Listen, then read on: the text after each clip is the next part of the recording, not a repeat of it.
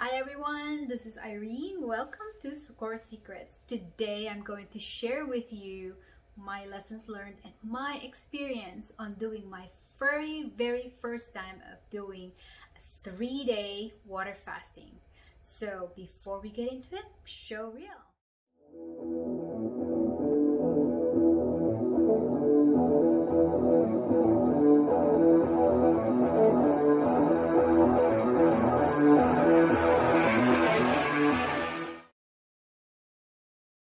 Hi guys, welcome back. My name is Irene and I am the owner of Socorro Secrets. I'm also a third-degree black belt and a law of attraction coach. Today I'm super excited to actually share with you my lessons learned and my experience on my very first 3-day water fasting. And so water fasting is actually when you don't eat any food but all you do is drink water. And usually this type of fasting you do between 24 hours to 72 hours. And why do people do water fasting? For me, it was for health benefits. So right now, in the modern days, most people do water fasting so they can lose weight. So yeah, so it's used for losing weight. Sometimes you use it for detoxing because you can also detox your body by doing water fasting. And a lot of people do in the ancient times, in the old days, most of the time this is a religious or spiritual practice, because if you do water fasting and you try to do meditation or you're doing your prayers, you can do into deep meditation. And then right now sometimes people do water fasting because of, like, maybe they're going through a medical procedure or something. But the thing is, water fasting is not for everyone. So people that are has medical conditions, are not advisable to actually do that. And adults adults also, sometimes if you are not so healthy, you may want to consult your medical provider or your doctor to see if that is something that you can do. People who are people who are breastfeeding, moms that are breastfeeding or nursing, and pregnant women are not advisable to do water fasting. Kids or our elderly are also not advisable to do some water. Underweight people, as well as people who has eating disorders, are also not advisable for water fasting. So one of the things that I have learned about the water fasting is that it promotes autophagy. And autophagy is actually the process wherein it breaks down or recycles the parts of our cells in our body. Also, if you would think about it, right, if you have some abnormal cells in your body and you have your normal cells, if you are not eating, you're not feeding your cells, you're not feeding your regular normal cells as well as those abnormal cells. So what happens is that the abnormal cells, they don't stay and they die right away, and so you get rid of them. And so the normal cells, they can resist and they can survive, without any nutrition in your body for a certain period of time. But the abnormal cells, they definitely don't survive. I also want to mention that it's a good practice when you're doing fasting. It's a good practice to train your body of not having food at all, maybe from 24 hours, 48 hours, 72 hours, whatever it is, because you'll never know when you get into a situation wherein you don't have access for food, for a certain number of time, or number of days, I should say. And let's say, for example, you were trapped somewhere and you called for help, but the help that you're looking for, the help doesn't come in like maybe a few days or so. At least your body is trained of not having food until your help comes or arrives. Day one, everything felt normal to me on day one. I wasn't hungry. I wasn't too hungry, I should say. I had a lot of energy. I did my yoga, and I actually started my 3-day fasting on a Sunday. So that was a Sunday. So I just kept myself busy. Did my own weekend routine and stuff like that. So the first day for me was easy peasy, no headache, no hunger, none of those things. Now, day two, when I woke up in the morning, I still did my morning routine. I drank my water first thing in the morning. You know, I went to work. I did my, I kept myself busy, although I felt my very first hunger while I was, you know, at work, and my belly was growling, and I was like thinking about food a lot. So every time I thought about food, I was drinking water. I must have drank like maybe 3 of those 32 ounces bottles of water, and I was just constantly going to the bathroom as well. And day two, the difference is that day two, I felt my hands were a little cold, my feet were cold as well, and I did have a little bit of like dizziness when I was trying to do my stretching exercises, and but no headache, you know, and all that other things. So so I did really well. I thought I did really well on day two. So I went to go to bed, you know, and when I woke up on day three, early morning, that was really hard for me. Day three was, I woke up with my hand shaking. Of course, my hands were still cold, and I don't know why it was cold, but I was drinking warm water at that time. Actually, I put a little bit of, I put the water in the microwave to warm it up a little bit because my hands were cold, and so I was trying to warm my body, and and then I was shaking. My hands were shaking, and I think that was a signal or it's a sign of being hypoglycemic.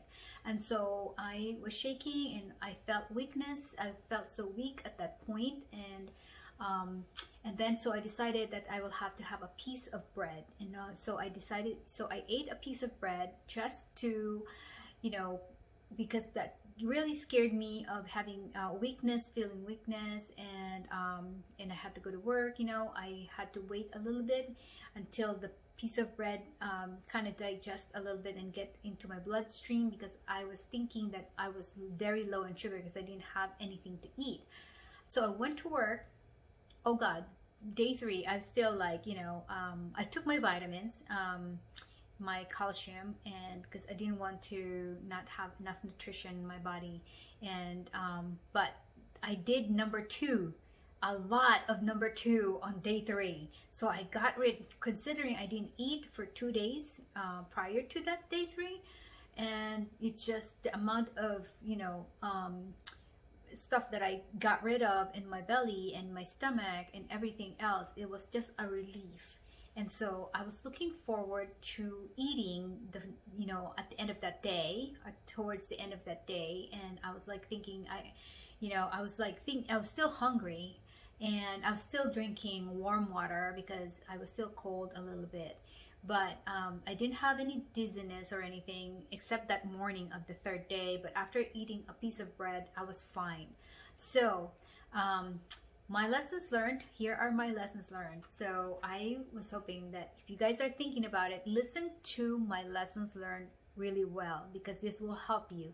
I'm still planning on, based on my experiences and everything like that, because the third day I was losing energy already. At that point I was weak, you know, I couldn't do any more any of my exercises. I went home and I was like so tired.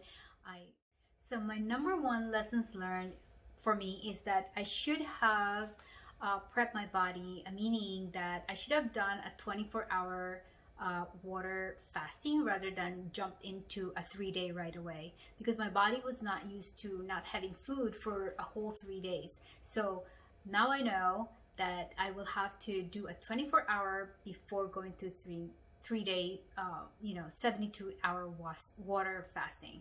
So now that I am used to, next time I go for the next water fasting, I'm gonna try to just limit myself with a 48-hour, because I already did the full 24 and then 48, and then I'm gonna try to just kind of get my body used to the 48-hour, and then when I am successful with that, without feeling any feeling sickness or being so like shaky in my hand, then I will do again, and after a month or so, then I will do the 3-day water fasting.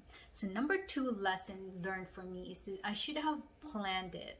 I should have done a better planning. Like for example, that during that 3-day, I should have made sure that I didn't have work for those 3 days, or maybe at least 2 days of those 3 days I don't have to go to work, so I can focus on just being not too tired, and still doing the water cleanse and everything like that.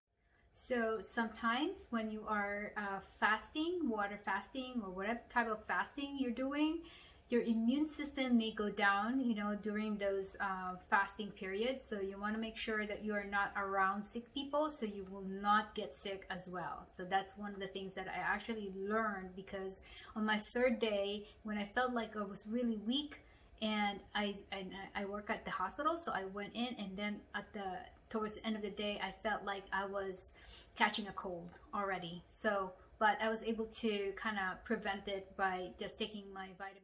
Number 3, you have to actually let your family members or your friends that you are doing your fasting, so they can support you. And if you are actually, it's also good to let them know, because they can check up on you, to make sure that you're okay. Number 4 is, when you are towards the end of your fasting period, plan your meals, that you're going to eat after your fasting. Now, plan on probably having small meals. You don't want to eat a big meal already, because it's going to upset your stomach, and it's going to kind of shock your stomach for that being empty, and then now you're filling it in, and your system is going to have a shock. So plan on small meals. And also, one of the things that I really love that I did actually is a bone broth. Very warm bone broth will be very good to start with after going through fasting. So if you have a small crock pot, you can put some bone, chicken bone or any type of bone that you can make a bone broth of, and that you can leave that in there overnight. The next day, when your fasting is over, you can sip, and you can enjoy a cup of bone broth to start with. And then you can also plan on eating some easy to digest meals, like maybe fruits, maybe crackers and stuff like that, then so on and so forth. Number 5, avoid demanding or strenuous exercises during your fasting period, because you don't have a lot of energy. That energy that you're having comes from your food, and if you're not eating food, your energy is not there. Number 6 is, you have to get plenty of rest during the time that you are fasting, and keep your mind busy even if you're resting. That way you're not thinking of food. So those are my lessons learned, and actually my tips and tricks if you are about to do some, like a 3-day water fasting. So good luck if you guys have decided to do that. I hope you like this video and you learned something from it. So if you do, hit that like button and comment below. Let me know if you have other experiences, if it wasn't for your first time, and if you are thinking about it. Comment below, because I would like to know your experiences as well. And if you haven't subscribed to my channel, hit that subscribe button, because I am dedicated to create more videos where I can share my knowledge, my experiences, so you will have a happier and more fulfilling life. So thank you so much for tuning in, and until my next video, see you guys later. Bye.